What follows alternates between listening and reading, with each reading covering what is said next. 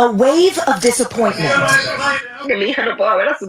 One of President Donald Trump's most loyal voting blocs, Cuban and Venezuelan immigrants.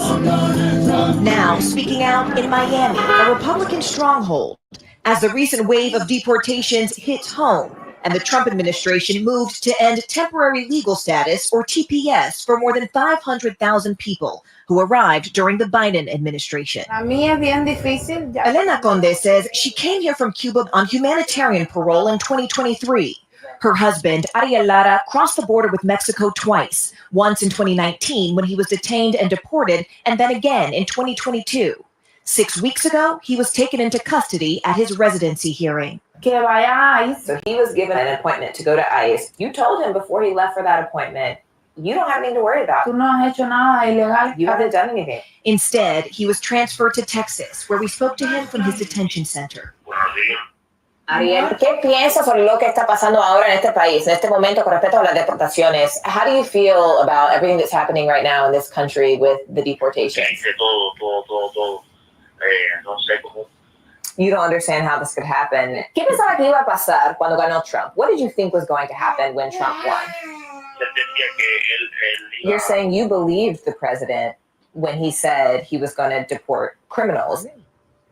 Now, Elena is left behind with her daughter, 7-month-old son, and Ariel's 70-year-old grandmother, who has been a U.S. citizen for years. Together, facing a reality they never imagined. Toda mi familia votó por Trump. Your whole family voted for Trump. Lo apoyaba a Trump durante su campaña. Did you support him? Yo estoy fuera. You're outside of it. You can't vote. Pero te sientes decepcionada. Do you feel disappointed, deceived, engañada? Me siento mal porque sé que ellos creían en él. You feel bad because the rest of them believed in him. It's a concern Democratic strategists are capitalizing on, with billboards like these calling Republican lawmakers traitors.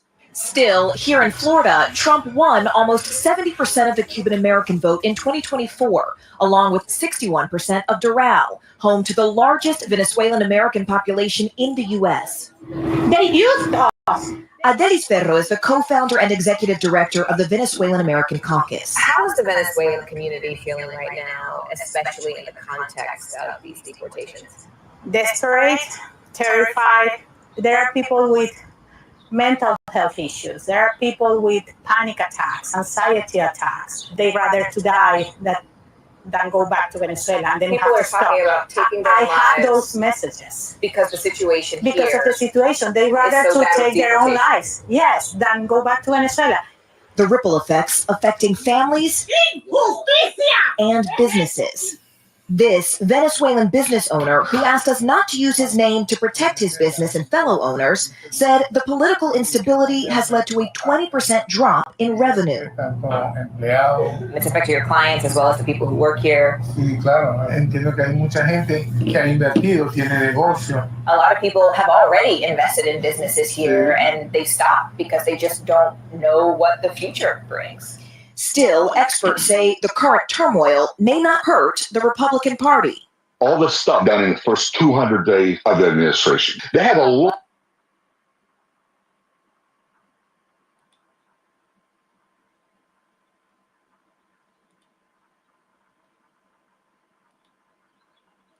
I'm Hispanic and I vote for Mr. Trump. We vote for Mr. Trump. Yes, Mr. Trump. We love you. A few moments later. Beyond betrayed. They used us. They actually, during the campaign, and I don't want to make this political, but during the campaign, the elected officials from the Republican Party, they actually told us that he was not going to touch the documented people.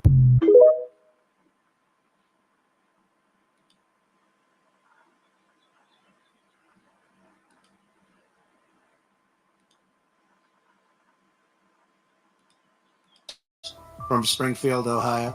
Large deportations. We're going to get these people out. We're bringing them back to Venezuela. You know, he told Biden he's not accepting anybody back. They moved all their criminals, not all of them, but the rest are moving in now. They emptied their jails in Venezuela, emptied their criminals, emptied the nests. They call them nests of bad people. They're all now in the United States, and they're now taking over cities. It's like an invasion from within.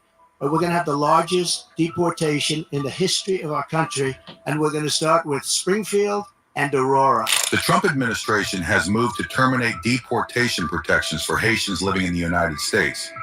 This affects around 500,000 Haitians who have lived in the U.S. under temporary protected status, or TPS, for years. The Department of Homeland Security confirmed that the TPS program for Haitians will officially expire on August 3rd, 2025, with deportations set to begin as early as September 2nd, 2025. TPS was granted after the 2010 earthquake, allowing Haitians to live and work legally in the U.S., but Homeland Security Secretary Kristi Noem says conditions have improved, despite warnings to the contrary. Therefore, DHS is now urging TPS holders to return to Haiti using a mobile app called CBP Home. The Department of State, nonetheless, has not changed its travel advisory and still recommends Americans do not travel to Haiti due to kidnapping, crime, civil unrest, and limited health care. This announcement follows the administration's broader campaign to end protections for immigrants from crisis-hit nations. TPS holders from countries like Afghanistan, Venezuela, Sudan, and Lebanon have also faced similar revocations. In May, the Supreme Court allowed the administration to proceed with the termination of TPS for Venezuelans and to rescind a separate status known as parole for Cubans, Haitians, Nicaraguans, and Venezuelans. During his campaign and current term, President Trump has made mass deportations and the rollback of humanitarian protections central to his immigration policy. He has argued that TPS and similar programs have been misused and extended beyond their original intent. Not only is Comrade Kamala allowing illegal aliens to stampede across our border, but then it was announced about a year ago that they're actually flying them in. Nobody knew that. They were secretly flying in hundreds of thousands of people. Some of the worst murderers and terrorists you've ever seen. They were taking anybody that wanted to come in. And they're flying them in. So when they tell you about their borders a little bit better than it used to be, they only did that for election reasons. Not good, but it's a little bit better. But they don't tell you that the flights are still coming in here, bringing in thousands and thousands of illegal aliens, and they're being dropped into the midsection of our country, because all states are really border states right now. And I'm the border president. I solved it in 2016, probably got elected because of that in 2016. And really, there was nothing to do in 2020. I said to my people, I want to talk about the border, what a job I did. They said, sir, nobody cares you did it. It was good. We went from a terrible border to a great border very quickly. We did a great job. And then I come in and I look at what's happening now. And the only difference is that the border in 2016 was 1/20th what it is now. We have the worst border in the history of our world, of the world. There's never been a border like this.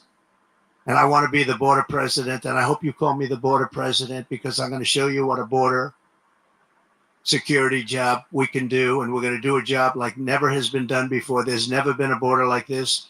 I believe the real number is 21 million people are here, and many are thugs, criminals. And remember this, if you go to South America and if you go to these countries that have taken their prisoners out of their jails to empty their jails and dumped them into the United States like we're a dumping ground, you're going to see their crime rates have gone down by 50, 60, 70, and 80%. If you look at Caracas, Venezuela, they took their criminals and drug dealers and rapists off the street and they dumped them into the United States of America. Dumping ground, they call it. We're a dumping ground for Venezuela because we have stupid people running our country. And you think Biden's bad? This one's going to be worse than Biden. Over the past 3.5 years, Kamala has resettled 500,000 illegal migrants from Haiti into American communities, including over 200,000 who Kamala has illegally flown into the United States by airplane when they couldn't get through the border because the border guards backed up. They were refusing to let them in. They don't want it. They love this country. They're saying, you can't do this to our country. They flew them in right over the top of the border guards, and they're doing it right now. They're doing it right now. In Springfield, Ohio, 20,000 illegal Haitian migrants have descended upon a town of 58,000 people, destroying their way of life. They've destroyed the place. So people don't like to talk about it, because even the town doesn't like to talk about it, because it sounds so bad for the town. They live there. They're proud. They love the town. For years, it was a great place, safe, nice. Now they have 20,000, and I actually heard today it's 32,000, the new number. Illegal aliens are now coming in from all over the world, from prisons, jails, mental institutions. They're coming in at levels that we've never seen before. We cannot let this happen to our country. And I will be your border president. And I hope you call me a border president. I never thought I'd have to say that again, because we fixed the border, and now it was 100% beautiful. And that includes fentanyl and drugs and everything else. We had it fixed, and now nobody's ever seen anything like it. And I guess they want to do it because we built hundreds of miles of wall, and we had hundreds of miles, I said, after we completed, much more than I said I was going to complete. And it had a huge impact. But after I completed it, we had all of this wall to be put up. It could have been put up in 200 miles, could have been put up in 3 weeks, would have been totally sealed, and much larger than dumping ground, they call it. We're a dumping ground for Venezuela, because we have stupid people running our country. And you think Biden's bad? This one's going to be worse than Biden. Over the past 3.5 years, Kamala has resettled 500,000 illegal migrants from Haiti into American communities, including over 200,000 who Kamala has illegally flown into the United States by airplane when they couldn't get through the border because the border guards backed up. They were refusing to let them in. They don't want it. They love this country. They're saying, you can't do this to our country. This is the book of Jeremiah, chapter 30, verse 7. And it says, alas, for that day is great, so that none is like it. It is even the time of Jacob's trouble, but he shall be saved out of it. First and foremost, as always, in the Lashon Kadash, meaning the Holy Tongue, is in the Paleo-Hebrew, meaning the ancient Hebrew. Let me give all praises, glory, infinite honor to my power, the God of Abraham, Isaac, and Jacob, whom is the God of the living. Yahweh, Bahashem, Yahweh Shai, Baruch. Which is our praise to the Heavenly Father, Yahweh, in the name of his only begotten Son, Yahweh Shai, and the Holy Spirit, who is our strength and our Redeemer, and our light and our salvation. In the same tongue, utter Mashina Kaborim, Laha Sequanium, Shal, Gadawaraka, many double honors to the apostles and elder bishops, great millstone. And Shalom honors and salutations to Bayasha Davadah, meaning the house of David, the elect 1/3 elect remnant of the nation of Israel, along with the rest of the 1/3 elect men, women, and children of Israel. All right, your fellow servant Malak Rayab, back at it again with another lesson through the spirit of prophecy, being a testimony of our Lord and Savior, Hamashiach Yahweh Shai, who the master of the world ignorantly refers to Jesus Christ. Now, as you just heard out of the horse's mouth, DJT, okay, the number 45/47, mentioned,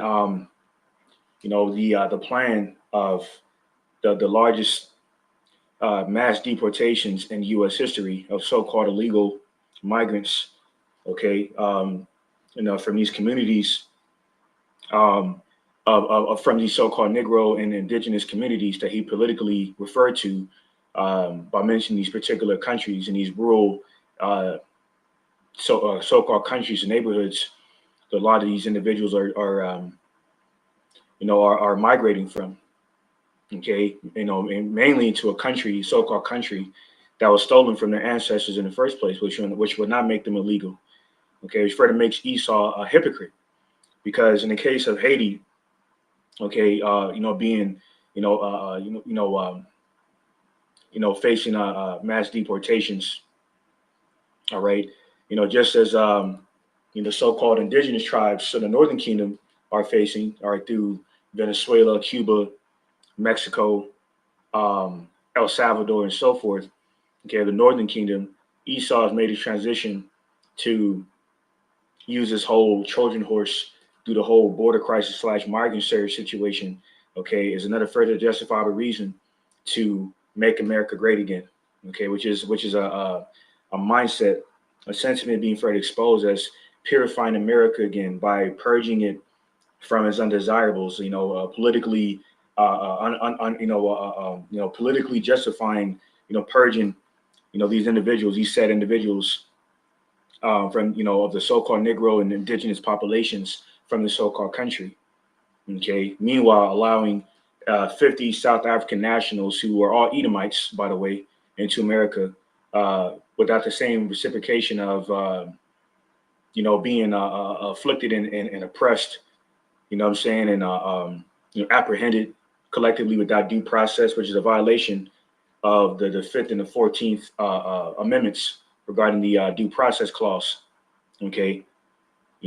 Which, further exposes hypocrisy to this devil Esau, because once again, these they're, ICE, integrate, the immigrations of customs of enforcement agents have been rounding up, the tribes, okay, who so happen to predominantly be so-called black and brown people. It's not a coincidence, okay, but yet, all right, the same reciprocation has not been directed towards these 50 so-called white South African nationals that were allowed into the so-called country, okay, with due process, okay, which further exposed the hypocrisy of the devil, because it was Trump that referred to Africa and other so-called African countries as shithole countries, okay, and in association with the stereotypes, okay, of what I'm saying, of rapists and thugs and so forth,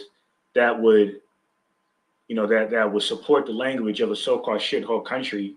Okay, how do we know that these individuals, these 50 so-called South African white nationals, okay, Edomites that he allowed into America, Babylon the Great, are not the same rapists and thugs and criminals that he has associated with the so-called black and brown migrants and immigrants, okay, crossing the border, whom are not collectively thugs and rapists and criminals as he suggests.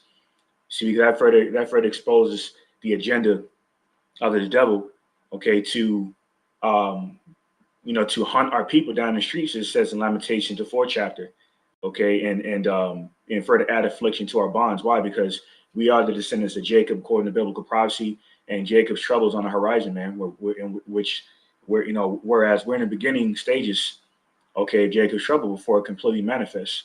So we're going to bring on this information regarding tribe of Levi, the modern day Haitians, on this article titled "Trump Ends Protection from Deportation for Shithole Country Migrants." It says President DJT's administration ended legal protections for Haitians on Friday, making 500,000 migrants eligible for deportation to an island Trump has called a shithole country. The Department of Homeland Security announced that Haitian nationals in the U.S. will lose their temporary protective status, aka TPS, on August 3rd, okay, which is about a month away from now. It says ending decades of extensions that grant legal status to those who fled the conflict-plagued stand. Haitians with protected status have been shielded from deportation in the U.S. since 2010. This is when an earthquake killed 220,000 people and further destabilized the Caribbean nation, which is the poorest in the Western Hemisphere and struggles significantly with both gang and political violence. And that's the case to this day. Now, having that said, they claim that the temporary protective status order for the so-called Haitians needs to be ended because it's safe. It's supposedly safe for them to return to Haiti, whereas they just admitted here that those so-called Caribbean areas, including Haiti, struggle significantly, okay, with gang and political violence, and this is why they even admitted that, including that last video I just played, that it's not safe for them to return back to Haiti due to the crime, that the significant crime over there, okay, the lack of aid, okay, the lack of healthcare, okay, and heavy gang violence, including on behalf of what's going on over there with that so-called Haitian gang leader barbecue. So how the hell is it safe for the so-called Haitian to return to Haiti? So that just further confirms that this damn she devil, the Department of Homeland Security Secretary Kristi Noem literally lied when she said that it was safe when she claimed that it was safe for the so-called Haitian to return to Haiti, which it clearly isn't. Okay, based off information that that was just mentioned, man. Okay, that these devils have confirmed, substantiated. Okay, on behalf of the Department of Homeland Security, where in the same breath they're saying that it's safe for them to return there. So once again, it's just for, and this is why DJT had called for those same 500,000 Haitians, so-called Haitians, to self-deport. All right, despite the warnings that Haiti is on the brink of collapse. See, that's so this further confirms that it's not safe for them to return back to Haiti. So this further confirms that these devils are lying, man. So like it says in Job, the book of Job, at least in 13:4, speaking about the forges of lies. You see, these devils are habitual and blatant liars, man. And this is all part of the wicked satanic characteristics and traits of Esau, Edom, okay, that the Holy Spirit of the scriptures, through the spirit of prophecy, is further exposing, using to expose him as the devil the Bible speaks of. Okay. So, DHS claims Haiti is safe enough to end TPS, but the State Department warns Americans not to travel due to kidnappings and crime. The Trump administration is actively lying to justify ending TPS amid a deadly humanitarian crisis. This is a deliberate act of cruelty. There's nothing more need to be said. And this is a congressman, a politician, admitting this, further confirming the division in America, Babylon the Great, another ensign of the downfall of this wicked, sinful empire, America, Babylon the Great. Because they're also, so it's because these deportations, speaking of Caribbean countries, okay, they've also recently deported 2,500 so-called Jamaican nationals of the tribe of Benjamin. It says here it's official, 2,500 Jamaican nationals to be deported from the U.S. Okay. Jamaica's Minister of Foreign Affairs and Foreign Trade, Senator Kamina Johnson-Smith, confirmed on Thursday, June 5th, that approximately 2,500 Jamaicans are scheduled to be deported from the United States as part of ongoing U.S. immigration enforcement actions. So there you go, man. Okay, so this whole Trojan horse that Esau is using through the border crisis / migrant surge situation is not just affecting the so-called indigenous tribes in the Northern Kingdom, right? It's including so-called Spanish-speaking tribes, but of the Northern Kingdom, okay, but including the Southern Kingdom, and we've been echoing for a minute now. Okay, this devil was to use the Northern Kingdom, okay, under the guise of the political, the guise of politics, through the whole border crisis / migrant surge approach, to further justify coming after the tribes, man. Okay, including the Southern Kingdom. Okay, so this is why, as of recently, we'll bring this information out. They were talking about, it says on this on report on Fox 13 Tampa Bay platform, says Trump to visit Alligator Alcatraz for grand opening of Swampy Everglades Detention Center for illegal aliens. Okay, says President Trump will head to Florida Tuesday for the official opening of an immigration detention camp in the Everglades that is surrounded by alligators, aptly dubbed Alligator Alcatraz. Florida Governor Ron DeSantis said Monday. We have the President of the United States coming down tomorrow to tout what Florida has done, DeSantis said at a Monday news conference, according to the Miami Herald. I think by tomorrow we'll be open for business, he added. All right. So, it says DeSantis authorized the construction of an illegal immigrant detention center on a 30 square mile property in the Everglades swamplands of Miami-Dade County under an emergency order. The property is a former airport that has been outfitted with sturdy tent structures to house 5,000 illegal immigrants amid the Trump administration's deportation blitz to remove the millions of illegal migrants who flooded the nation during the Biden administration. See, so they're further blaming Biden, okay, and his open border policy, for allowing these minimum 21 million so-called illegal aliens / migrants into the country, predominantly so-called Black and brown civilization. So we're not ignorant of these devil devices. Okay, so the detention center earned its name due to a location in the heart of the Everglades, which is home to massive reptiles such as alligators and pythons. Okay, so it says, DeSantis said Wednesday during an event with the media, clearly from a security perspective, if someone escapes, there are a lot of alligators you're going to have to contend with. Now let that sink in, what he just said there. I repeat that again. Okay. Clearly, from a security perspective, if someone escapes, there are a lot of alligators you're going to have to contend with. No one's going anywhere once you do that. It's as safe and secure as can be. So basically, he's indirectly saying, for the so-called, for Jake that is, brought to these prison facilities, okay, such as one over there in Florida, okay, and deemed the alligator Alcatraz detention facility. If they try to escape, they can be devoured by alligators or pythons, man. And who's to say that they're already not planning to do that off camera? Because who knows what these devils are doing, with our people that they have deceitfully classified as migrants, immigrants. A lot of them are not illegally crossing over here. They're coming over here abiding by the law, okay, under the due process clauses, but not being held by the standard of the law. Why? Because Esau is a truce breaker. Okay, it says in Psalm 55:20. Hence why this is part of his track record. The self-proclaimed white man that Devil the Bible speaks of. Okay, and him, for example, breaking every single treaty that he formed with the so-called Native American Indians to the tribe of Gad. Okay, and then oppressing them, man. Okay, that's why the largest shooting in U.S. history involves the so-called Native American Indians during the Battle of Wounded Knee. Okay, in the early 19th century, in the late 1800s, and the largest lynching has taken place also in the U.S. on behalf of the Gadites of at least 303 so-called Native American Indians of the tribe of Gad. And speaking of lynchings, okay, there was recently a lynching in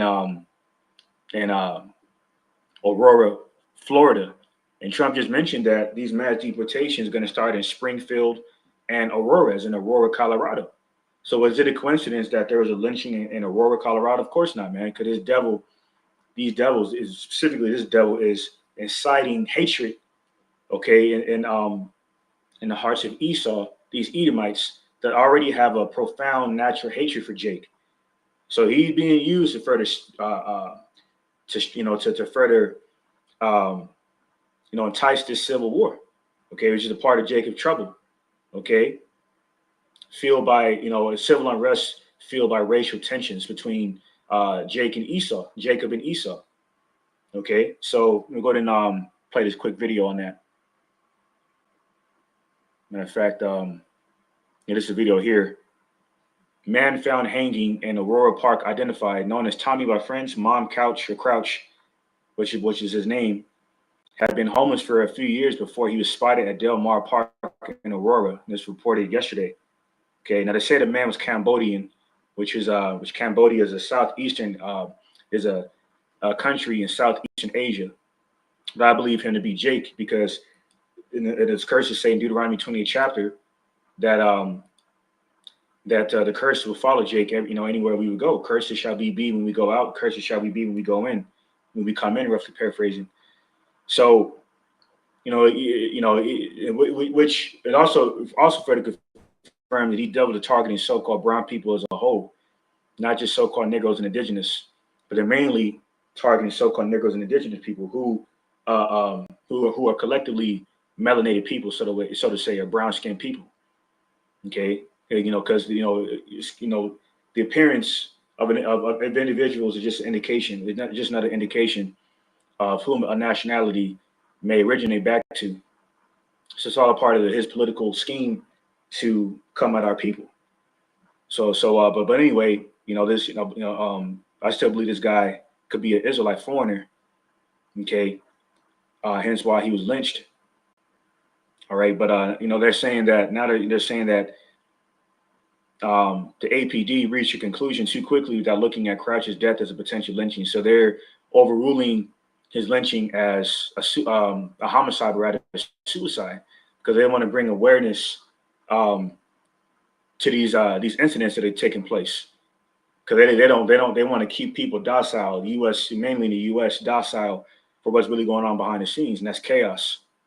Okay, so this is I'm gonna play this video here.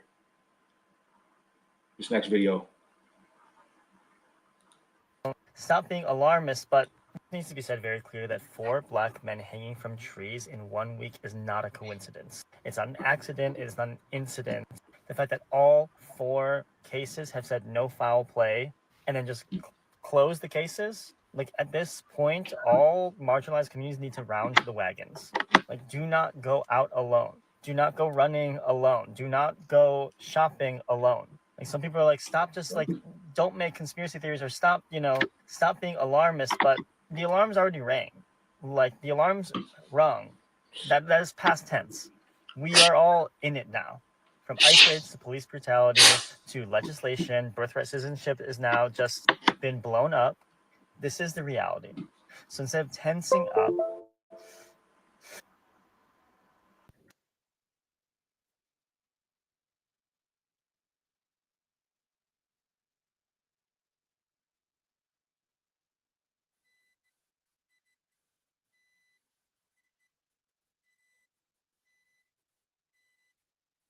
cases have said no foul play and then just close the cases. Like, at this point, all marginalized communities need to round the wagons.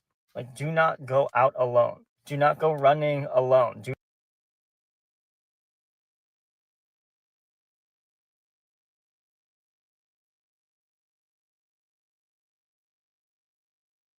shopping alone. Like, some people are like,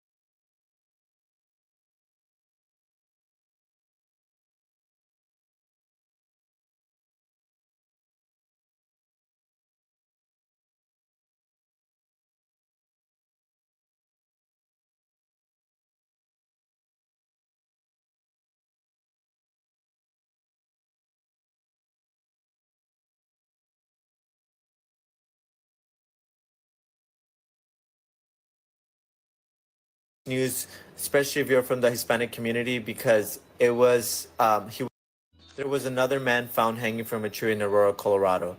And if you don't know this, please share this news, especially if you're from the Hispanic community, because he was a young Hispanic male. And I cannot believe that lynching is still alive in 2025 and is very much alive. There was another case in Albany, New York. His name was Earl Smith. He was a black man and he was 58 years of age. He was also